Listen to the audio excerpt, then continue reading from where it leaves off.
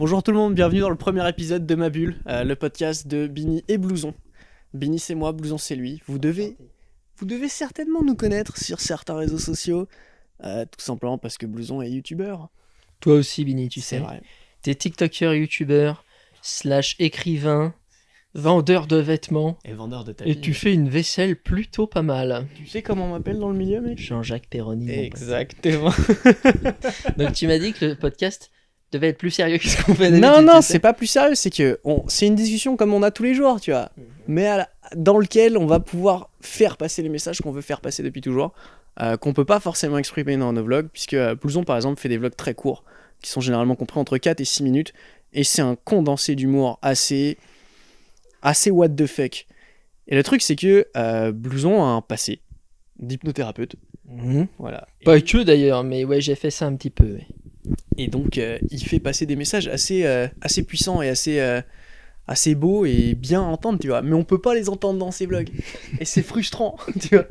Parce Oui, que c'est vrai. Oui. les gens n'ont pas l'envers du décor. Moi, j'ai croisé des gens, tu sais, quand j'étais à Barcelone, qui me disaient ouais, mais si tu fais un podcast avec Blouson, moi, je le regarderai pas. Et je dis pourquoi? Attends, vraiment T'as croisé des gens qui t'ont dit ça Et ils m'ont dit, je leur ai fait, mais. Ils sont sympas les gens. Non, mais attends, je leur dis, mais pourquoi tu regarderais pas? Et ils me disent, bah attends, et tu veux qu'ils me disent quoi? Et tu vois, c'est pour ça qu'il faut qu'on fasse ce podcast. Parce que les gens, ils sont pas à l'envers du décor, mec. Ouais. Non mais tout à fait. En plus, comme tu l'as dit, moi je suis passé à ce format parce que j'ai des objectifs sur YouTube que je suis pas encore, mais de provoquer énormément d'émotions, de rire, que ce soit assez fort. Et donc c'est très propre à un format court en fait. J'ai besoin de ça pour arriver à cet objectif-là. Mais en même temps, maintenant que je suis en celui-là, bah, je me dis ouais mais à quel moment tu exprimes les choses que tu avais à dire et que tu prenais le temps de dire dans les vlogs de 28 minutes d'avant. Ah, c'est hoche. Donc désormais, j'espère pouvoir m'exprimer dans ton podcast, que bien ce sûr. soit un moyen pour moi, quoi. Mais je le souhaite. D'accord, Il y a Mimi. un truc, on en parlait ce matin, enfin c'était même pas ce matin, c'est quand on mangeait notre tambouille. Si, ça devait être ce matin d'ailleurs. Où on parlait d'une vidéo que j'ai l'idée de sortir depuis un certain temps qui s'appellera Le pouvoir des mots en fait. Et on a eu beaucoup de débats avec Blouson dessus, par beaucoup de débats, j'entends 2 ou 3. Ouais, c'était houleux, ouais. Tu lui as dit, allez, il m'a dit, non. Il m'a dit c'est Ça vrai, t'a je fait dis dit, j'avoue, et puis voilà. Mais en gros c'est une vidéo que je voulais passer sur le fait de choisir vraiment l'importance des mots qu'on utilise dans une phrase quand on parle à quelqu'un. Parce que en fonction du passé de la personne, on sait pas forcément comment nos mots vont résonner à l'intérieur. Mm. Et c'est ça qui est assez complexe en fait. Ouais. Et comme tu as, j'imagine, l'intention que je partage des anecdotes d'hypnose, là j'en ai une. Bah oui, c'était pas une intention primaire, mais vas-y. Voilà. on Mais est là pour ça. j'en ai une. Là, les rocked and loaded dans le chargeur, mon pote. Je vais te la balancer, ils vont rien comprendre. Donc, j'ai eu un cabinet d'hypnothérapie pendant 2 années. Et donc, j'ai reçu des gens en cabinet qui avaient différentes problématiques. Et il se trouve qu'au final, même si toute ma formation tournait autour de l'hypnothérapie, je me suis retrouvé vachement plus à parler aux gens qu'à leur faire de l'hypnose en elle-même. Et justement, ça, c'était l'une des choses capitales que je voyais chez les gens. Ils arrivaient et les mots qu'ils employaient pour qualifier leurs problématiques ou leur vie ou leur propre personnalité étaient souvent très durs et très souvent imagés. Pour faire simple, j'ai déjà eu une personne qui venait me voir pour qu'on essaie de réduire des douleurs, puisque l'hypnose peut permettre de faire ça. Pas dans tous les cas, mais il y a des cas où c'est intéressant de le faire si c'est une douleur chronique qui n'a plus trop de sens aujourd'hui. On va pas enlever une douleur de l'appendicite, par exemple. Ça, c'est dangereux, sinon on meurt. Hein. On va pas mourir dans l'ensemble. Et donc, une personne m'a dit ouais, j'ai mal au dos et tout. Donc, je lui dis ok, qu'est-ce qui se passe dans votre vie, tout ça. On parle un peu, et en fait, très rapidement, elle me sort des images, mais des trucs. Je m'en fais une montagne sur le dos, tu sais. Elle me sort ça. Et bon, là, c'est un cas d'école, c'est évident. C'est pas toujours aussi facile, mais c'est pour vous dire que ça a une importance parce qu'en fait, le langage de l'inconscient, c'est l'image. Ça va être, par exemple, quand vous rêvez, tout ce que vous voyez, en fait, c'est l'inconscient qui s'exprime directement avec le visuel, en fait. Donc, si vous vous dites des choses comme ça aura un impact sur vous. Et à l'inverse, si vous vous dites des choses plutôt positives, plutôt bienveillantes, ça aura aussi un impact. Mais ça, c'est un vrai travail, en fait. Ça s'apprend. On nous apprend pas à l'école à se parler, à nous parler à nous-mêmes, tu sais. On n'apprend pas à serrer notre cerveau comme il faut, quoi. Ça m'est arrivé d'ailleurs. Le fait de me qualifier moi-même avec des mots qui étaient très négatifs, et en plus c'est là où je voulais en venir sur ce podcast, c'est que j'ai commencé mes études absolument pas par de la photo. Je suis sorti du bac et je me suis dit, depuis que j'ai 15 ans, je me dis, je vais faire médecine. Je serai chirurgien plus tard, je serai chirurgien. Et quand je suis arrivé en médecine en France, c'est un concours, je sais pas si t'es au courant. Et Je vois de loin, mais je connais mal. en gros, quand je suis arrivé, il y a eu une réforme et ils ont intégré pharmacie et médecine ensemble. Et en gros, il y avait 1600 personnes. Et en médecine, ne passaient que les 128 premiers. Donc c'est très très compliqué. Dur, ouais. Et j'ai raté la première année, donc j'ai redoublé, j'ai fini 300e, quelque chose comme ça. C'est bien, tu vois, c'est ouf. Mais c'est pas assez selon les critères des médecins. Et du coup, pendant les 2 années qui ont suivi, j'ai pas arrêté de me répéter que j'étais pas bon. J'étais vraiment nul en fait, que j'y arriverais pas, que j'ai raté le concours de médecine, que c'était pas fait pour moi. Alors que, avec du recul, j'ai quand même fini 300e sur 1600. Ce qui est, dans le premier quart, c'est assez ouf. Mais, pendant plusieurs années, je me suis qualifié de perdant, je me suis qualifié de que j'y arriverais pas, et j'avais les soutiens de diverses personnes qui me remontaient le moral en me disant que oui, j'étais un bon à rien, tu vois. Et donc... Le fameux soutien des fameuses personnes, on le connaît celui-là. Non, c'est très bien, voilà. Mais et pendant longtemps, je me suis mis ça. Et le jour où je suis arrivé, j'ai continué mes études dans cette voie-là.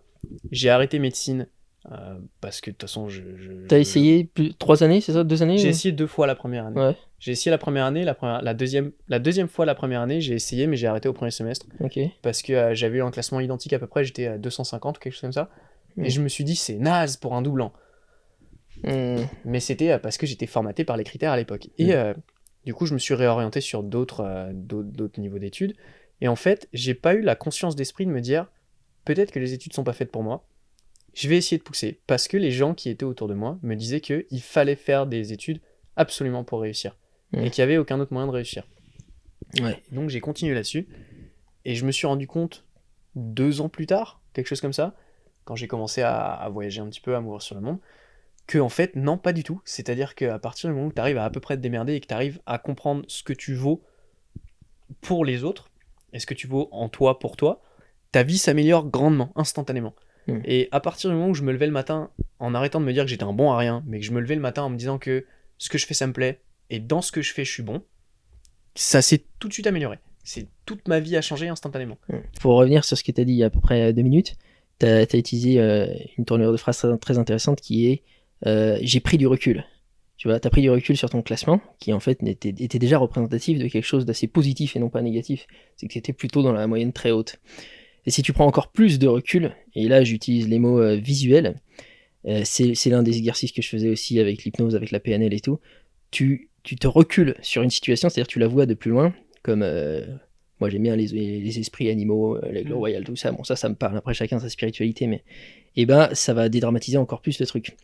Et là où je veux en venir, c'est que si tu prends encore plus de recul par rapport à la situation dont tu parlais, tu te rends compte que ce qui compte, ça va être la valeur. En fait, pardon, je me répète, je me corrige. La valeur que tu vas avoir, elle va dépendre de l'environnement dans lequel tu es. Et, tu connais l'histoire, je te l'ai raconté, je crois, l'histoire du papy qui donne une vieille montre à son petit-fils. Je crois que tu m'avais raconté, ouais. Je la raconte pour les gens. C'est très court de toute façon. C'est un grand-père qui donne une montre assez abîmée, un peu vieillotte à son petit-fils et qui lui dit vas-y, va voir combien le brocanteur là-bas il te la reprend, quoi. Et puis tu peux regarder l'argent pour toi si tu veux. Le petit-fils y va, il propose la montre. Bon bah c'est une breloque, quoi, et il lui propose genre 50 centimes, quoi, pour être gentil avec le petit. Donc le petit il revient et dit ça sert à rien, papy, je vais pas prendre 50 centimes, quoi. Et donc il dit ok, bah maintenant on va la proposer au musée d'antiques qui est là-bas, et tu me diras combien ça vaut là-bas. Et il revient et le gamin lui dit ça vaut 1 million d'euros. Parce que c'est une montre extrêmement rare, machin, qui a une valeur folle, etc. Et la leçon derrière est toute simple, c'est que dans un contexte c'est de la daube, et dans un autre c'est fantastique. Et les êtres humains c'est la même chose. Ça rejoint le proverbe très connu, tu sais. Ne juge pas un poisson à sa capacité à monter aux arbres. Exactement. Tu as suivi là où je veux en venir. En gros, tu peux être un nul dans un domaine, mais il faut jamais croire que c'est ta valeur absolue. C'est ta valeur relative à un moment, un instant T, un environnement, les gens qu'il y a autour, un lieu, etc. Donc voilà, heureusement que tu as suivi une autre voie et que tu as vu qu'en fait ta valeur ne dépendait pas de ce moment et de cet endroit-là, quoi. Ouais, c'est un truc de ouf. Ce qui m'a énormément fait changer d'esprit, c'est que, en fait, depuis que j'ai 15 ans, je me concentre sur le fait de me dire que je veux être chirurgien, je serai chirurgien, et j'ai jamais pris la peine de regarder ce qu'il y avait de plus. Et en fait, c'est exactement ça, rejoint ce que tu dis, hein, mais c'est dans cet environnement de me dire qu'il fallait que je sois chirurgien, tous les gens qui étaient autour de moi me poussaient à le faire. Et donc il y avait aussi ce sentiment de me dire, si je le fais pas, je vais les décevoir. Et c'est cette pression que m'ont mis les autres, indirectement, sans le vouloir, qui m'a fait me pousser à me dire, il faut que je le sois, il faut que je le sois. Et quand je l'ai pas été, ça a été un tel coup que genre, c'était la fin du monde pour moi. Et aujourd'hui, quand j'y repense, tous les jours, je me dis, à chaque fois que je repense à médecine et à chaque fois que j'en parle à des gens, je me dis, heureusement que j'ai raté médecine. Heureusement. Parce que sinon, je serais pas là aujourd'hui, je ferais pas ce que je veux. Peut-être que je ferais quelque chose d'autre que j'aime, tu vois, j'en sais rien, je peux pas le savoir. Imaginons même que tu aies réussi à avoir ton concours.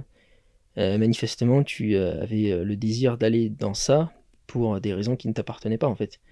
Donc tu serais peut-être riche, médecin et tout, mais est-ce que tu serais épanoui? Mec, Peut-être, peut-être pas, je sais pas. t'es une amie. Ouais, mais, non, c'est ça. Je voulais rebondir sur ce que tu as dit un petit peu plus tôt, je me rappelle plus qui l'a dit, mais c'est une des croyances qui aujourd'hui me fait me dépasser à m'entourer de bonnes personnes, c'est-à-dire, en gros, notre valeur est donnée dans un environnement donné à un instant T. Et c'est pour ça, c'est quelqu'un l'avait dit, mais je pourrais pas te dire son nom, que on est le mélange des 5 personnes qui nous entourent le plus souvent. Ouais. Et que ces 5 personnes, si tu t'entoures de bonnes personnes, tu vas être poussé à donner le meilleur de toi parce que tu voudras être équivalent à ces personnes-là. Et c'est un truc qui, aujourd'hui, me reste encore. Par exemple, quand j'étais à Barcelone et que j'étais avec Fred, je venais de sortir de médecine, je venais de sortir d'informatique, enfin, j'avais fait mes études, et j'étais complètement perdu. Frédéric, pour les gens qui connaissent pas, c'est un ancien ami à moi, toujours ami à moi, il est pas mort d'ailleurs, un ancien youtubeur, et qui est aujourd'hui axé très dans la philosophie, qui est extrêmement basé sur le développement personnel et la méditation, et qui m'a donné beaucoup de bons conseils. Et il arrêtait pas de me dire, mais je comprends pas en fait ce qui va pas avec toi. Et je lui expliquais mes problèmes. Et il me disait, oui, mais là, maintenant, est-ce que t'as un problème? Je lui dis, là, maintenant, ouais. Il me dit, non, non, non, là, maintenant, tout de suite. Et je lui dis, bah, tout de suite quoi? Tout de suite maintenant? Il me dit, oui. Je fais, bah, non, à ce moment-là, non, j'en ai pas. Il fait, voilà. Mais c'est un élément capital dans le développement personnel, ça. C'est qu'en fait, on se rend compte que nos problèmes ne sont que des projections du futur, des peurs, et des regrets du passé. Mais Ouais. tout ça n'existe pas, en fait. Le présent seulement existe. Donc, en fait, dans l'instant, ça va plutôt bien. C'est ouf. J'ai une amie aujourd'hui qui est comme ça et qui ne peut pas s'empêcher d'être sur un mécanisme de défense dans ses émotions, qui peut pas s'ouvrir et qui est pas forcément... elle est heureuse, tu vois, mais elle est pas forcément ouverte encore au relationnel et à tout ce genre de choses parce que, par le passé, elle a eu des relations extrêmement toxiques et qu'elle est encore basée là-dessus. Et son passé aujourd'hui la définit encore. Et je lui dis, il faudrait que tu t'arrives à en tirer les leçons, mais que tu t'en détaches totalement. Et c'est très compliqué. Et aujourd'hui encore, même moi je le vois, il y a des moments où je me dis, ouais, mais par le passé, ce que j'ai fait là, ça m'a blessé, j'ai pas envie de refaire la même chose, tu vois.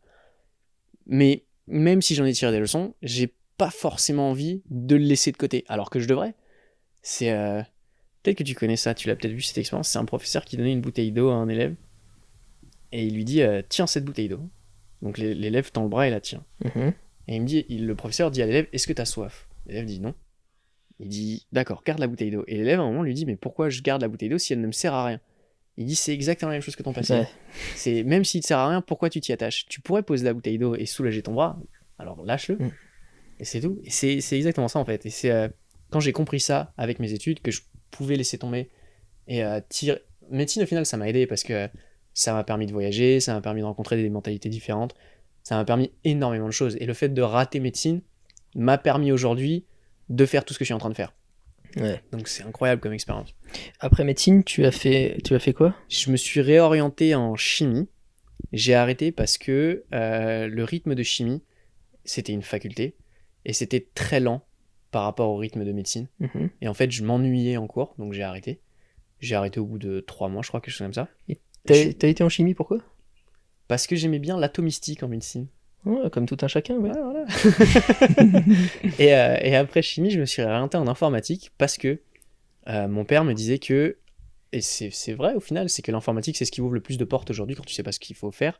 Et donc je lui ai dit, je vais tenter. C'était horrible. C'était les pires études que j'ai fait de ma vie. Et je me rappelle, j'ai mis 5 ans à faire 3 ans.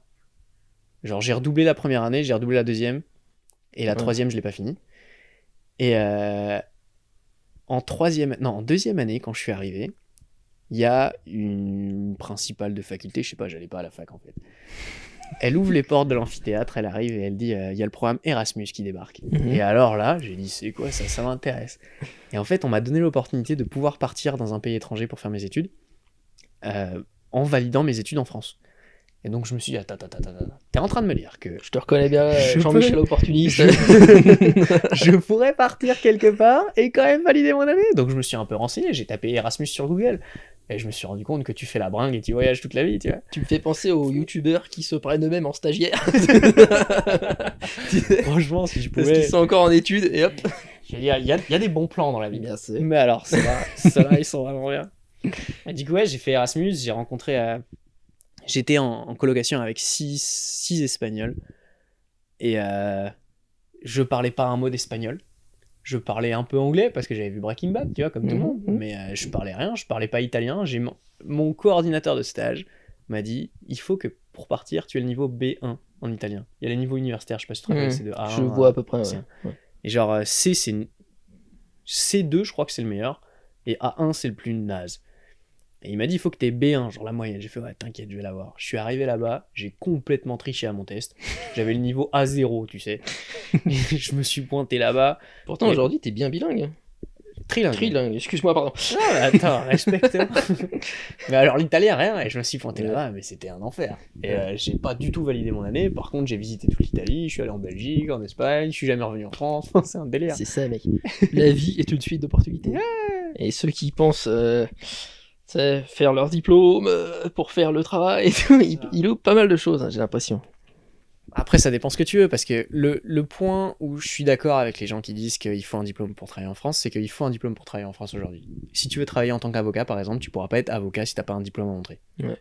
J'ai tendance à penser que ces choses-là vont beaucoup évoluer dans les 20 prochaines années.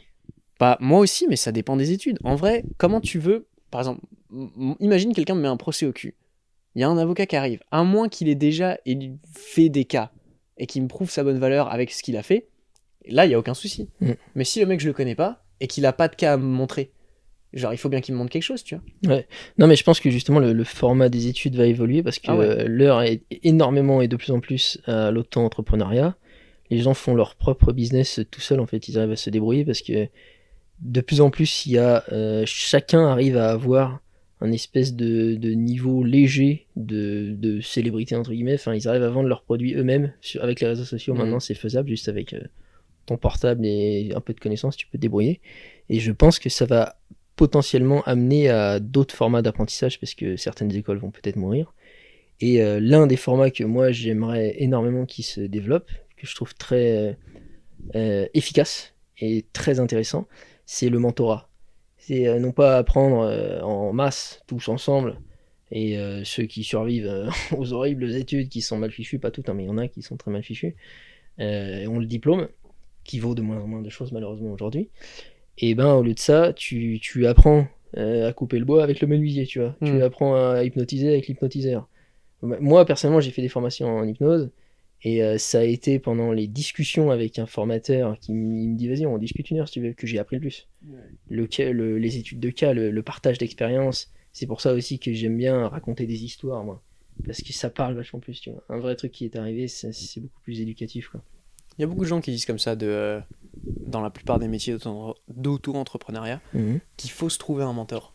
Ouais. Et c'était, comment il s'appelait, Grant Cardone. Je sais pas si tu connais, c'est un grand investisseur immobilier. Il est milliardaire, je crois. Ouais, lui, il est complètement blindé. Ouais. Et il a dit, en gros, il explique que le fait d'avoir, enfin c'est un autre sujet, mais le fait d'avoir de l'argent en banque, c'est perdre de l'argent. Genre l'argent, tu peux l'investir quelque part et c'est beaucoup plus rentable. Ça, c'est clair. Hein. Et il disait, lui, ce qu'il a fait, c'est que quand il avait 20 ans, il s'est trouvé un mec qui savait faire ce qu'il faisait dans l'immobilier, et il a fait tout pareil. Et il l'a appelé, il l'a harcelé pour lui demander d'être son professeur particulier. Et il a dit, c'est comme ça que je me suis trouvé un mentor, et c'est comme ça qu'aujourd'hui j'en suis là où j'en suis. Et il dit, je serais rien sans lui. Ouais. Et c'est ce que tu me disais, toi tu m'en avais parlé, t'en avais eu un d'hypnothérapeute qui t'avait beaucoup formé comme ça, et à qui tu devais beaucoup. Ouais, en fait, il n'a pas été mon mentor, mais il a traversé plusieurs épisodes de ma vie, il m'a été très utile, il m'a beaucoup donné, quoi, on va dire.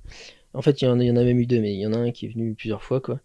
Et ça rejoint ce que tu disais tout à l'heure sur les personnes qui nous entourent, quoi. Si lui, je l'ai côtoyé quelques heures plusieurs fois à 1 an d'intervalle. Et à chaque fois, j'en suis ressorti transformé parce qu'il avait une telle énergie en lui que c'était magique. Donc imaginez un instant vivre avec les 5 personnes, des 5 personnes comme ça autour de vous. Vous devenez un tout autre être humain, quoi, forcément. Mais je sais pas ce que t'en penses, on peut peut-être leur donner quelques références aussi de gens qui nous inspirent, qui sont très utiles, très inspirants et tout. Ouais, vas-y. Dans le sujet que tu disais là, moi j'aime beaucoup Gary Vaynerchuk, Gary V, quoi, Incroyable, pour ce faire mec. simple. Lui, Il est incroyable. il est simple, il est terre à terre, il va t'expliquer le bonheur, c'est pas si compliqué, quoi. Il va rester basique dans ce qu'il dit, il va parler de cette notion de s'entourer convenablement, de se mettre en mode tunnel vision, d'arrêter d'écouter tes parents s'ils sont toxiques, tes amis s'ils sont toxiques, etc. Et de croire en tes capacités, en tes rêves, et surtout du fait qu'il y ait énormément plus d'opportunités pour nous aujourd'hui que ce que nos parents avaient il y a 50 ans, par exemple, grâce à Internet notamment, quoi. Ce qui prêche énormément aussi, Gary, c'est ce que tu disais, c'est le fait que le bonheur, c'est pas ce que tu veux avoir, c'est le fait d'y aller. Le processus. C'est le processus d'apprentissage qui doit te rendre heureux, parce que si c'est pas ça qui te rend heureux, tu vas passer 35 ans de ta vie à faire un truc qui te rend misérable pour obtenir une sorte de gratification pendant 2 années, tu vois. Ouais. Et donc, le Saint Graal de la retraite, ça, quoi. Ça me fait peur, ce modèle de vie. Aimer le processus, aimer tout ça, plus que la récompense à la fin. Parce que si tu cours après la carotte au bout du bâton, tu vas courir longtemps, quoi. Alors que si t'aimes courir, tu vas courir encore plus longtemps. C'est ça, ouais. Mais c'est clair. Il est incroyable. Gary Vaynerchuk, il est incroyable. C'est moi une personne qui m'a énormément motivé dans ce que je fais aujourd'hui et qui aujourd'hui est encore un des piliers de pourquoi je continue. C'est Sam Kolder. Sam Kolder, c'est un... Alors, il y a longtemps, c'était un vidéaste, mais il a commencé comme tout le monde, avec une petite GoPro à faire des saltos dans son jardin, tu vois. Et ça a été un des premiers influenceurs, mais c'était pas un influenceur, c'était plus un filmmaker, et ça a été un des premiers à le faire. Je crois que c'est lui qui a créé le Teal and Orange, d'ailleurs. Le Teal and Orange, tu sais, quand tu colores une vidéo, et que les tons principaux, c'est des tons bleu cyan bleu et orange. Ouais, le bleu-orange. Ouais. Je crois que c'est quasiment lui qui a inventé le truc. Ouais. Et il est incroyable. Dans son storytelling, il est incroyable. Dans l'édition de sa vidéo, il est incroyable. Et le pire de tout, c'est que en plus d'être fantastique dans son job, c'est une personne fantastique. C'est-à-dire qu'il se bat pour la défense des animaux. Il se bat avec plusieurs associations de défense, des phoques, enfin bref. Et il est magnifique. Et c'est un des premiers mecs à m'avoir inspiré dans le sens... tu peux, même en faisant un métier artistique, transmettre des valeurs aussi belles que dans n'importe quel métier. Bah moi, mes croyances à moi sont que dans les métiers les plus artistiques, c'est là que tu vas pouvoir toucher le plus profondément le cœur des gens et donc transposer des valeurs, quoi, donner des valeurs à des gens. Mais ce qui est intéressant, c'est que le point commun des deux personnes que tu as dit, enfin, c'est moi qui ai dit Gary, mais entre Gary et Sam Kolder, c'est que ce sont des gens excellents dans leur travail et qui ont travaillé énormément pour en arriver là et qui vont pas te dire il y a des raccourcis, il y a des achète mon programme pour gagner du fric en ligne et tout. Non, c'est faut travailler en fait. C'est ce que Bini conseille quand les gens lui posent des questions sur TikTok. Comment tu fais pour faire ces photos là et tout. Prends 1 million de photos. Il y a énormément de gens, depuis que je me suis mis sur TikTok, il y a énormément de gens qui me contactent pour savoir comment je fais mes photos parce que je leur montre mon Instagram. Et ils me disent, la question qui revient tout le temps, et je vais pas mentir, mais c'est la question que je me suis posée au départ. Ils me disent, quel boîtier tu utilises ? Quel appareil photo tu utilises ? Et donc je leur réponds, c'est quoi le produit magique pour faire ça ? Et je leur dis, bah écoute, moi j'ai un Sony Alpha 7 III, c'est mon bébé, tu vois, mais j'ai pas commencé avec ça. Les premières photos de mon compte Instagram, elles sont prises avec le téléphone de Fred, c'était un iPhone 2, tu vois. Et le truc, c'est que les gens voient que mes photos sont bien aujourd'hui parce que j'ai cet appareil photo, mais l'appareil photo n'y est pour absolument rien. L'appareil photo, il est bien en vidéo, et c'est pour ça que je l'ai acheté. En photo, il y en a des 100 000 fois mieux, des 100 000 fois moins cher. Mais les gens, en fait, veulent savoir c'est quoi le produit magique qui fait que ça marche. Et quand ils me posent cette question, c'est ce que Blouson a dit il y a 2 secondes, je leur dis à tous, je leur dis, fais des photos. Prends ton téléphone, va faire des photos. Et kiffe, quoi. Ouais, si tu le fais pas, en fait, tu crois pas qu'en achetant un truc, ça va marcher, tu vois. Ouais, mais c'est dommage, j'ai l'impression qu'il y a vraiment une maladie de la société là qui veut que... En fait, qui ne veut pas travailler. Parce que le mot travail, c'est assez pénible. C'est associé au pénible. Hein. C'est d'ailleurs, enfin moi, c'est comme ça que la génération d'au-dessus m'a éduqué, donc à savoir mes parents, mes professeurs et tout. c'est que si je m'amuse, c'est pas du travail. Genre, par exemple, ma mamie, qui est la mamie la plus douce qui soit et la mieux intentionnée qui soit, elle va me dire avec le big smile, et donc, tu travailles pas. C'est ça. Parce qu'en fait, mon travail, il est extrêmement drôle. Moi, je suis pitre, moi, professionnellement, donc je fais des vidéos. Il y a une partie montage et tout, c'est moins drôle, mais quand même, je trouve que je ris énormément toute la journée. Et j'ai réussi à dégager un salaire pas énorme avec ça, mais j'arrive à vivre avec ça. Et donc, la génération d'au-dessus va bien souvent penser que je ne travaille pas, parce que ça se doit d'être pénible. Mais je sais pas si c'est bien qu'il faut qu'on... Si la chose à faire, ce serait de changer le vocabulaire et que dire un autre travail, ou que le mot travail redevienne fun, mais je pense que c'est important d'aimer le processus et tout, de retomber amoureux de faire ce qui nous plaît, et d'en dégager un salaire. Et ça rejoint le truc d'ikigai. Si tu veux, je le place. Vas-y, place. Je place. Je sais pas si je parle Quitte à- passer bien Je comme veux il dire, faut. on n'a pas de sponsor. Quitte à pas placer des produits, place des connaissances, mon gars. Vas-y. Et donc, l'ikigai, il me semble que c'est une. Le mot n'est pas français, évidemment. Ça vient peut-être d'Inde. Voilà. Bon, c'est flou, donc voilà, prenez pas ce que je J'aurais dis dit au mot. japonais, hein. Voilà, peut-être. En tout cas, il me semble que c'est asiatique. Mais, et le concept, c'est. L'ikigai, c'est la pratique, le métier. Tu veux intervenir, Benny? Oui. J'allais dire le concept. Le Mais concept. On n'est pas là-dedans. On n'est pas On n'est là-dedans. pas. On va dire la pratique, qui pourrait être un métier, donc, qui va faire se toucher 4 axes. Donc, je sais pas si je vais être capable de te ressortir les 4 axes Il là. va falloir. Mais en gros, ce pourquoi tu peux être payé, ce que tu aimes faire, ce que tu es capable de faire, et le quatrième, tu sais, celui que j'ai oublié. Ouais, on dira le quatrième. Voilà. Mais en gros, l'alignement entre ce que tu peux vraiment apprécier de faire toute ta vie, et en même temps qui peut te dégager un salaire, de te permettre de vivre, quoi. Et ça, c'est, je pense, ce qu'on devrait chercher, et c'est ce qui manque justement à l'école. T'imagines si à l'école on te disait, vas-y, qu'est-ce que t'aimes faire? C'est quoi tes passions et tout? Et qu'on te rie pas au nez quand c'est, je sais pas, le jardinage, ou, tu vois ce que je veux dire? Bah, Ça moi, en vient, fait, quoi. ce qui me dérange aussi là-dessus, c'est que. Et c'est comme ça que je l'ai vécu, moi. C'est que quand j'étais en troisième, je crois, on me dit il faut que tu choisisses une orientation maintenant, sur ce que tu veux faire plus tard. Et je lui dis, mais même là, je sais pas. Genre, moi, perso, la photo et la vidéo, j'ai commencé à m'y intéresser, j'avais 23 ans. Genre, jusqu'à mes 23 ans, j'étais complètement perdu. Je savais pas ce que j'aimais bien, j'en sais rien en fait. J'avais pas essayé assez de choses. Et j'ai un pote aujourd'hui, d'ailleurs, que je respecte énormément pour ça. C'est-à-dire que il a 25 ans, il a jamais fait le même job. Parce qu'il le fait 6 mois et il me dit ça me saoule. Et je dis mec, mais c'est génial. Au moins, il Parce teste que plein de trucs, t'es en hein. train de refermer les taux. Genre, plus tu vas essayer de trucs, plus tu vas rater, Ouais. plus tu sauras ce que t'aimes pas. Et je lui dis c'est fantastique, continue comme ça. Mm. Et ce principe d'ikigai, ça me fait marrer que tu m'en parles parce que j'en ai parlé hier avec une amie quand je m'entraînais. Et je lui dis la chance que j'ai aujourd'hui, c'est que la plupart des gens me disent qu'ils n'arrivent pas à mêler vie professionnelle, vie sociale et vie sentimentale. Mhm. Et moi, je leur ai dit, le truc, c'est que maintenant, ma vie sociale, ma vie professionnelle, c'est les deux mêmes. C'est-à-dire que j'ai réussi à allier job et social. Et donc, c'est fantastique. Tout le monde devrait pouvoir le faire. Je veux dire, il n'y a aucune raison que si quelqu'un comme moi puisse le faire, quelqu'un comme n'importe quelle personne qui écoute ce podcast ne puisse pas.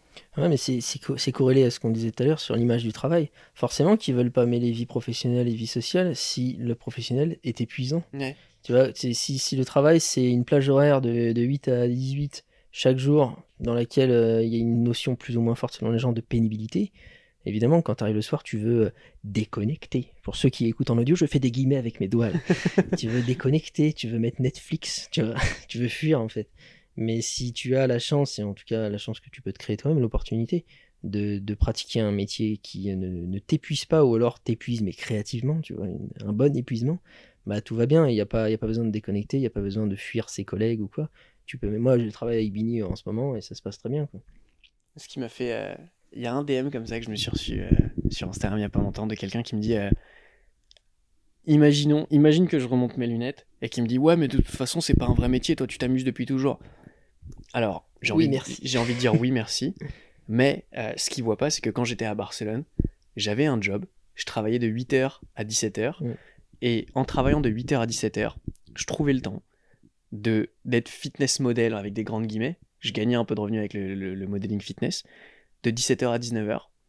Et en travaillant de 8h à 17h, j'arrivais quand même à monter une vidéo et à la filmer tous les jours. Ouais. Je me couchais à 3h du matin, je me levais à 6h, j'étais en manque de sommeil cruel, j'étais bien nourri parce que c'est moi qui payais ma bouffe, mais j'avais absolument pas de temps libre. Et je me rappelle encore aujourd'hui, pendant 1 an, avoir rejeté un nombre de connexions sociales inhumains. C'est-à-dire que tous les gens qui me disaient viens on va boire un coup, viens on va faire ça, je leur disais non je peux pas, genre j'ai du travail. Mm. Et les gens me disaient mais c'est quoi ton travail? C'est tu vas te filmer dans la rue et tu vas faire le pif? Ouais, c'est exactement ça, c'est ce que je vais faire. Sauf que les gens ils voient pas la partie de travail qu'il y a derrière. C'est comme quand on fait un petit edit sur ta chaîne qui dure 30 secondes, eux ils voient quelque chose qui dure 30 secondes. Ouais. Sauf que derrière il y a 6 heures de travail. Et c'est exactement ça, et c'est qu'aujourd'hui on a la chance de pouvoir être assis sur un canapé à faire un podcast, les gens le voient comme ils veulent, tu vois. Mais derrière, il y a des années et des années que personne ne verra jamais, de moi travaillant dans une... À la fin, j'étais sur mon lit pour pas déranger Fred, Ouais. et genre, je me rappelle m'être endormi devant des exports avec le PC à côté de mon lit, et genre je me réveille à 3h, je vois marquer vidéo exportée, je la mettais sur YouTube, et les premières vidéos de ma chaîne, c'est comme ça, elles ont été exportées, si on pouvait voir l'heure, ce serait 5h du matin peut-être, Ouais, alors que je travaillais à 7h, quoi. c'est clair. Et ça, les gens veulent pas le voir, ils croient que C'est- ça arrive, quoi. C'est le point commun des personnes qu'on a citées tout à l'heure aussi, hein. C'est qu'avant d'être tout en haut et d'avoir le succès qu'elles ont aujourd'hui et d'avoir la possibilité qu'ils ne prennent pas forcément d'ailleurs de se reposer, d'avoir les doigts de pied en éventail et tout, bah il y a eu des années de travail, quoi. Et les gens bien souvent ne rêvent que de gagner au loto, d'avoir le coup de bol et tout, parce que c'est vrai, il y en a à qui ça arrive, mais c'est vraiment très peu de gens. Mais derrière la plupart des success stories, bah il y a énormément de travail dans un garage, quoi. Il y a même Jeff Bezos, le début d'Amazon, Bill Gates, Steve Jobs, tous ces gens-là, Kobe Bryant et tout. Bah il y a eu un moment où c'était la hesse, hein, vraiment. Ils travaillaient, personne croyait en eux, s'est moqué d'eux. C'est vraiment un point commun de presque toutes ces histoires-là. Et ça demande énormément en soi de force mentale pour continuer malgré le fait que bah y a que toi qui crois en ton truc, quoi. Et même aujourd'hui, hein. Bah moi je suis dedans là dans la reste du début là. C'est un délire, mais peu de gens croient en moi encore aujourd'hui. Peu de gens pensent que ce que je fais sert à quelque chose. Mais le truc, c'est que je l'ai redit il y a pas longtemps à un ami à moi qui travaille pareil. Lui, il travaille le matin, donc il travaille de 5h à 9h du matin, un truc comme ça, enfin de 2h à 9h du matin. Et je lui dis, tu sais, mais genre, pour rien au monde, je changerais mon travail parce que me dire que quelque chose que je produis, que je fous sur les réseaux, ne peut aider qu'une personne, mais c'est fantastique. Je veux dire, quand j'avais sorti la vidéo en appel au bonheur, il y a des personnes qui m'ont dit que ça les avait aidés dans une phase dépressive de leur vie, mais de manière monumentale. Et pour rien au monde, j'arrêterais ça. Genre, Ouais, c'est ce qui fait que l'art me touche autant, hein. C'est qu'on peut toucher le cœur des gens comme ça. Pour moi c'est magique, c'est indescriptible en fait. J'ai posé un blanc là. ah non, t'as posé une petite larmichette dans l'œil des viewers. Mais c'est ça le point du podcast où je voulais en venir aujourd'hui, c'est que peu importe ce que les gens vont dire ou vont penser de ce que tu fais, je veux dire, il y a vraiment qu'une personne qui a besoin de croire en toi et c'est toi. Le reste, t'en as rien à foutre, même si t'as pas le soutien de ta famille. Je veux dire, tu dois rien à personne. Tu dois juste être heureux à la fin de la journée pour toi. Et donc, que les gens te disent ouais, mais il faut que tu sois avocat, ouais, mais il faut que tu sois médecin. On s'en fout. Si tu veux pas être médecin, si tu veux pas être avocat, ok, tu vas décevoir ton père qui veut que tu sois médecin depuis que t'as 3 ans. Super. Une fois que tu auras déçu ton père, fin de la discussion. Je veux dire, il s'en remettra. Personne n'est jamais mort d'avoir été déçu, hein. Et c'est tout. C'est juste ce petit gap qu'il faut passer. Et une chose qui peut, je pense, vous aider, et je le dis aussi pour moi, hein, m'aider aussi moi, ça va être de faire preuve d'énormément d'empathie et de compassion envers même les personnes qui vous témoignent de la négativité, parce qu'en fait elles ont un cheminement de vie et une expérience qui les a amenées à être comme ça. C'est l'exemple de ma mamie que je vous ai dit tout à l'heure. L'intention est parfaite, il n'y a pas plus bienveillant, quoi. Mais si par exemple elle ne croit pas en ce que je fais ou va dénigrer très brutalement mon travail, et c'est uniquement parce que bah, elle va s'inquiéter pour moi, parce que de son temps, il fallait survivre, quoi. Elle a vécu la guerre C'est et ça. tout. Donc le fait que j'ai un emploi instable, c'est extrêmement inquiétant pour elle. Donc ça se traduit en un manque de soutien complet et je pourrais dire vas-y, va chier mamie, ça se fait trop hop, tu soutiens pas la famille et tout alors que c'est la famille. Et sauf que bah non, ça m'aidera moi et ça l'aidera elle et ça aidera notre relation. si je comprends l'autre, je comprends le point de vue de l'autre. Et moi, dans mon travail actuel, je reçois un nombre, voilà, on va dire, moyen de négativité, quoi, de négativité assez forte. Et à l'inverse, je vais recevoir aussi beaucoup de positivité, des gens qui vont m'encourager, etc. Et là où je veux en venir, j'ai perdu, j'ai perdu le fil de ce que je C'est disais. Mais... qu'il faut de l'empathie sur que ce soit négatif ou positif. Je pense Ouais, pas voilà, qu'il c'est ça. faille s'attacher à quel qu'il soit. Exactement, ouais. En fait, si tu valorises et as besoin de l'impact positif, si tu as besoin du soutien, de la positivité, etc., c'est qu'en fait, tu valorises encore la vie des autres. Donc, quand il va y avoir de la négativité, ça va te heurter de plein fouet. Moi, c'est ce qui se produit de moins en moins pour moi. Et c'est pour ça que je suis venu sur YouTube. C'est parce que j'avais des très très grosses problématiques de confiance en moi, timidité, estime de moi, etc. Et aujourd'hui, je vois que je progresse et je suis très loin d'être parfait. Mais disons que quand je reçois une négativité assez exacerbée, j'arrive à, voilà, à m'en débarrasser en quelques heures, quoi. Alors que ça pouvait me coucher pendant une semaine avant. Et donc c'est quelque chose qui peut prendre du temps, qu'il faut travailler, comme tout, en fait, ça s'entraîne. Et, euh, et je pense qu'il faut être justement patient et clément envers sa capacité à parvenir à ça, puisque c'est humain, c'est normal, en fait. Voilà, de recevoir une négativité et que ça ait un impact sur vous, c'est normal.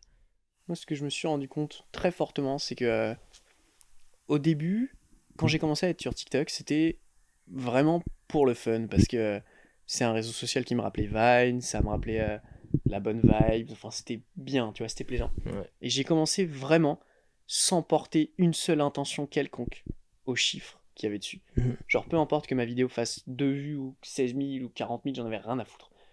Et j'ai continué comme ça. Et aujourd'hui encore, genre, maintenant je fais attention aux chiffres, tu vois. Mais je fais attention au fait de savoir si le contenu est bien reçu ou pas. Mais que les commentaires soient positifs ou négatifs. Au début, je lisais tous les commentaires. Et puis un jour, j'ai posté une vidéo qui avait touché une certaine communauté de personnes. Genre, j'avais dit en gros que les femmes de petite taille, moi je les trouvais plus sexy que les autres. Mhm. Et je m'attendais pas à envoyer une critique quelconque à qui que ce soit, mais toutes les femmes qui se trouvaient grandes, en fait, et qui pouvaient avoir un complexe dessus, me l'ont fait remarquer. Et ça m'a ouvert les yeux assez brutalement parce que je me suis dit, ok, on est sur une plateforme qui fait que on touche du monde. Faut quand même faire gaffe à ce qu'on dit. Même si aujourd'hui, je pense pas qu'il y avait vraiment raison que ça prenne une telle ampleur. Mais je comprends. J'ai compris, je me suis excusé. Et le truc, c'est que maintenant, que le commentaire soit positif ou négatif, je lis les commentaires. C'est-à-dire que je lis ce que les gens veulent et ce que les gens demandent, tu vois, je porte attention à ça. Mais que les commentaires, ça peut littéralement être un commentaire qui me dit que ma vidéo c'est du génie, et le commentaire juste en dessous me dit que ma vidéo elle est dégueulasse. Mm. Mais ça va être l'un Je les après ai, l'autre. ceux-là. Et Quand en ils se fait, touchent, c'est marrant. bah ouais, et c'est que je me dis en fait aujourd'hui, peu importe que le commentaire soit positif ou négatif, ça changera absolument rien à mon contenu. C'est-à-dire que mes TikTok, je les ai, j'en ai fait, je les fais encore, et je les poste parce que moi c'est ce qui me plaît de faire. La dernière vidéo que j'ai sortie avec comment je fais la photo du coucher de soleil, c'est une vidéo qui m'a vraiment fait marrer parce que j'ai vraiment passé mon dimanche de manière non productive. C'est-à-dire que j'ai regardé, à un moment, je te dis, j'ai regardé une vidéo YouTube d'un mec qui fait frire sa manette de Wii. C'était pour te dire que j'avais atteint les bas-fonds. Ouais. Et je me suis dit, il faut quand même que je fasse un truc, tu vois. Donc j'ai fait cette vidéo et ça m'a fait plaisir de la faire. Qu'elle soit bien reçue ou pas, je serais content qu'elle soit bien reçue, je vais pas mentir, ça serait mentir de dire l'inverse. Ça fait toujours plaisir de voir que tes vues montent. Mais peu m'importe, elle est là, elle est bien. Et encore, tu vois, tu dis ce que tu viens de dire, genre, faut pas mentir, ça fait toujours plaisir. Je pense qu'on gagnerait énormément de bonheur intérieur brut en parvenant au point où on n'en a réellement rien à faire, Ouais. jamais, quels que soient les chiffres de ce qu'on fait. Si jamais ça pouvait être 100% de ouais, moi j'aime ma vidéo, bon, on serait super heureux tout le temps, à mon Mais le avis. truc, Tu c'est vois. ça, c'est que. Mais en fait, c'est la petite part des choses que j'arrive pas encore à faire. C'est que mes vidéos me plaisent vraiment toutes. Il y a très peu de vidéos que j'ai postées sur TikTok qui me font pas marrer moi. Mais il peut littéralement y avoir une vidéo qui a fait 800 000 vues et la vidéo juste après qui en a fait 5 000, tu vois. Mhm. Et en vrai, je m'en fous aujourd'hui. Tu te rappelles, c'était au début, je te disais, ouais, je vais la supprimer, elle marche pas. Ouais. Maintenant, elle est là, vas-y, c'est qu'elle ait fait 5 000 ou 800 000, j'en ai rien à foutre. C'est-à-dire, elle est là. C'est bon, elle me plaît à moi. Et si elle plaît pas aux gens, je me dis, il y a toujours un minimum de vues, tu vois. Mm. Et je me dis, franchement, une vidéo qui marche pas à 5000 vues, c'est ce que je faisais au début quand une vidéo marchait. Donc, c'est vraiment. enfin, et ça rejoint ce que tu disais au début de l'environnement. C'est-à-dire qu'au début, quand j'avais 1000 abonnés et que je faisais une vidéo qui faisait 50 000 vues, pour moi, c'était l'ultra buzz, tu vois. Aujourd'hui, une vidéo qui fait 50 000 vues, c'est une vidéo normale. Donc ça dépend. Pour moi, c'est un échec, alors que pas du tout, en fait. Et maintenant, avec un peu de recul, je considère qu'une vidéo, qu'elle c'est 5 000 ou 50 000, il y a quand même 5 000 personnes qui l'ont vue. Tu vois. Et puis, je pense qu'il faut pas négliger l'intérêt du processus créatif. Il y a, par exemple, beaucoup de gens qui vont ne pas poster leur création parce que ce n'est pas parfait. Ouais. Alors qu'en fait, ça deviendra jamais parfait, mais ça deviendra plus proche et plus proche et plus proche de la perfection en les faisant, en les postant. C'est la répétition qui marche pour absolument tout. Et là, j'ai l'impression qu'on se rapproche du sujet vraiment de la création en ligne, donc ça parlera peut-être à moins de gens, mais il y en a qui veulent faire ça quand même. Et dans ce sujet-là, le problème, c'est que les gens qui vont voir, juste qui vont être viewers de ça, vont donner un avis sur le produit fini sans voir l'intérêt qu'il aura eu dans ton processus de création, quoi. Et donc c'est pour ça qu'il faut pas forcément faire attention à ce qui se dit, parce qu'au final, moi par exemple sur ma chaîne, je prends aujourd'hui un très grand plaisir à laisser mes très vieilles vidéos qui sont absolument affreuses selon mes critères d'aujourd'hui. Elles sont mal montées, elles sont malaisantes et tout. Mais je me dis, ça permet de voir d'où je viens. Et ça a du sens pour moi. Et en plus, ça a l'intérêt que je n'avais pas prévu, mais qui est le plus grand pour moi aujourd'hui, qui va être de montrer aux gens qu'on peut progresser. Il y a pas mal de gens qui souffrent de ce que moi je souffrais avant, qui était cette timidité extrême. Et ils me disent quand ils voient le début et quand ils voient la fin, parce que c'est vrai que maintenant, face à une caméra, bon, bah, ça va mieux, quoi. Et ben, et ben ils se disent, putain, mais j'avais envie de me buter, quoi. Et là, je vois ça et je me dis, en fait, non, c'est pas définitif. Et ça, c'est, je pense, ma mission de vie maintenant, tu vois. C'est pas seulement d'aider les autres, parce que ça, c'est ce que j'essaye de faire globalement, mais c'est traiter ce problème-là qui, moi, m'a hanté, tu vois. De sortir les gens de leur mauvaise estime d'eux-mêmes. Je pense pas que ça touche que le contenu en ligne, parce que, par exemple, il y a une abonnée à moi qui m'a écrit plusieurs fois, et elle fait du dessin, et elle veut pas forcément, mais c'est même pas poster ses dessins, c'est elle veut même pas les montrer aux gens, parce qu'elle considère que ses dessins ne sont pas beaux. Et donc un jour, c'est pas forcément très humain ni correct, mais je l'ai forcé à me montrer un dessin. Ouais. Et je lui ai dit, vas-y, envoie-moi juste une photo, et c'est bon, tu m'envoies une photo de ton dessin et on verra. Elle m'a envoyé une photo de son dessin. Son dessin était bien, il était pas génial, il était bien. Et je lui ai dit, mais c'est très bien. Et je lui ai dit, ça fait combien de temps que tu fais ça? Elle me dit, ça fait 6 mois. Je lui ai dit, d'accord, moi en 6 mois, je sais faire un stick, tu sais, les stickman là. Ouais. Et elle ne voulait pas les poster sur Instagram, justement, pour ce que tu disais, c'est qu'elle avait peur de l'avis des gens. Et je lui ai dit, mais le dessin, pourquoi tu le fais? Et elle me dit, mais je le fais pour moi parce que j'aime ça. Et je lui ai dit, alors qu'est-ce que t'en as à foutre de l'avis des gens? Et elle a posté son dessin sur Instagram, et depuis, elle a un compte Instagram. D'accord. Et pourquoi elle voulait le poster sur Instagram si elle le fait entièrement que pour elle? Parce qu'elle avait un compte privé sur Instagram, Ouais. mais elle garde pas tous ses dessins. Elle avait une habitude d'en jeter la plupart. Ah ouais, Mais ça elle garde voulait une quand même des timeline un souvenirs. peu. Ouais. Et je lui ai dit, Ouais. si tu ouvres un compte Instagram de tes dessins, tu pourrais voir la progression que tu as, tu vois, ça pourrait être bien. Elle m'a Grave, dit, j'ai ouais. toujours voulu le faire, mais j'ose pas. Pourquoi? Genre, pourquoi? Bah après, tout le monde ne souhaite pas, comme toi et moi, Benny, inspirer les autres.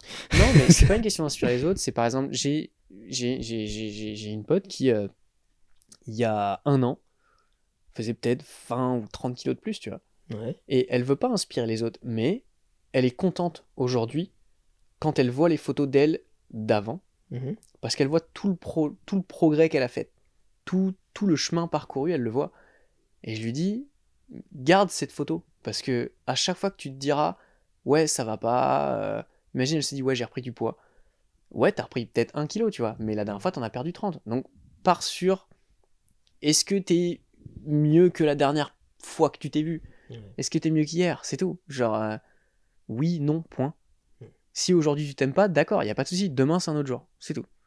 C'est et c'est pour enfin c'est pour ça que Instagram, je trouve ça beau dans ce sens-là, c'est que tu peux avoir un compte privé sur Instagram, c'est-à-dire que personne ne voit tes photos.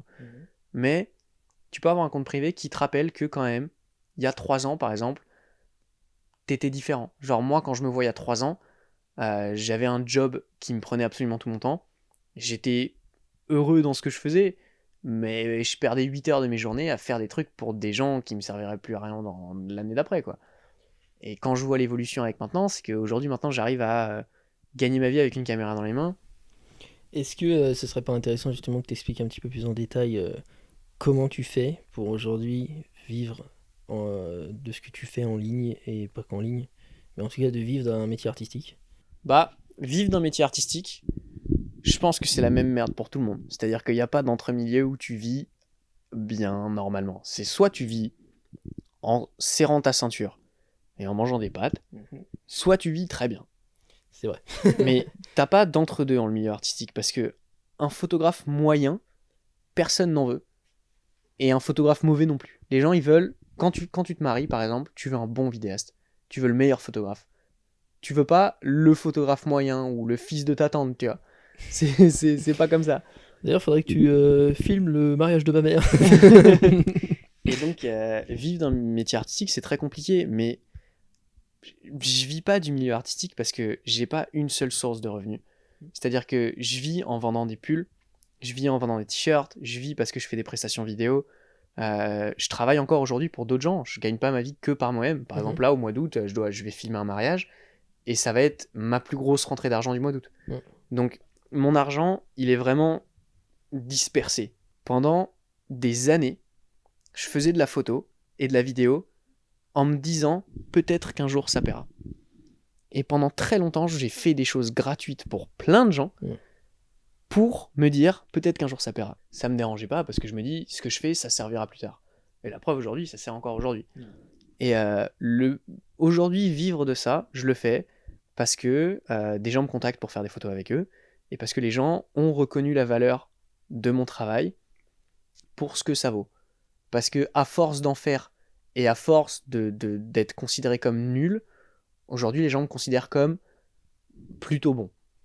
Et donc les gens me contactent, j'ai des revenus en photo, j'ai des revenus en vidéo, j'ai des revenus de partenariat, j'ai des revenus parce que je vends des habits. Mais après, je suis pas multimillionnaire non plus, quoi, très loin de là. Mais c'est compliqué. Mais la plupart du temps, je dis que je travaille pour moi, mais techniquement tu travailles jamais pour toi. C'est toujours quelqu'un qui te paye. Tu travailles pour ta propre entreprise, mais l'argent, c'est pas toi qui le crée, quoi. Ouais, mais il y a deux points importants dans tout ce que tu as dit, je pense, c'est le fait de diversifier ses revenus. Ça donne une vision assez différente en fait du salaire. Il y a beaucoup de gens qui se cantonnent à un salaire mensuel en Salaire fait, par mois. alors qu'en fait il y a plein de petites opportunités un peu partout de rajouter 200, 300, 500 euros à votre salaire en vous ouvrant un peu l'esprit, quoi. Parce qu'il y a des compétences que vous avez, notamment artistiques, mais pas que, qui peuvent être monétisables si vous êtes malin, notamment en 2020, quoi. Le truc, c'est qu'aujourd'hui, plein de gens le disent, et moi j'en suis un fervent partisan, c'est qu'aujourd'hui, absolument tout est monétisable. Tu peux monétiser absolument tout ce que tu veux. Si t'es débrouillard, et que ce que tu fais ça te plaît, et que t'es bon dans ce que tu fais, tu peux le monétiser. Il y a des mecs sur YouTube qui sont millionnaires parce qu'ils malaxent du slime.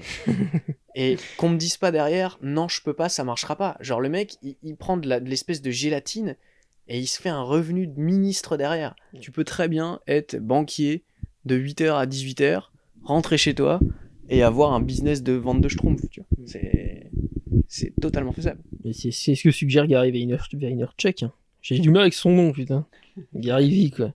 C'est de faire ton taf pour avoir ton logis, manger, et à côté travailler sur celui qui t'épanouit vraiment jusqu'à ce que celui qui t'épanouisse vraiment permette de remplacer le premier, en fait. Mais ouais, ça demande du sacrifice au début, quoi. Beaucoup. Ouais.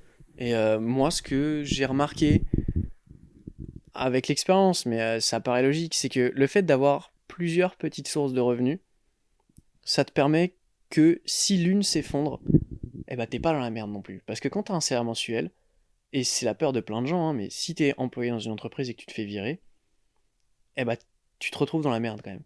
Parce que t'as plus ton seul salaire. Alors que imagine que t'es 1600 euros, que tu gagnes par mois, on va dire. Tu les divises en deux sources, et que t'en perds une, et bah tu te retrouves pas avec rien derrière. Ouais. Et c'est ça l'avantage. Moi, c'est quand pour même ça, de par exemple, que diversifier. je sors avec 4 femmes en même temps, tu vois. Tu devrais pas faire ça. Tu devrais peut-être. C'est pas là où je voulais en venir. Hein. C'est pas là?